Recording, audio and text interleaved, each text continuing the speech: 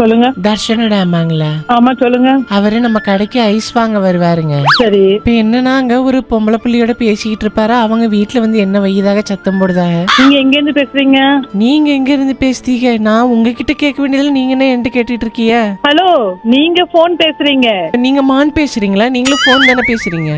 நான் போன் தானே பேசுறேன். நீங்க தெரிஞ்சுதானே பேசுறீங்க. தர்ஷனோட அம்மான்லாம் தெரிஞ்சுதானே பேசுறீங்க. நீங்க எதுக்கு டென்ஷன் ஆவறீங்க?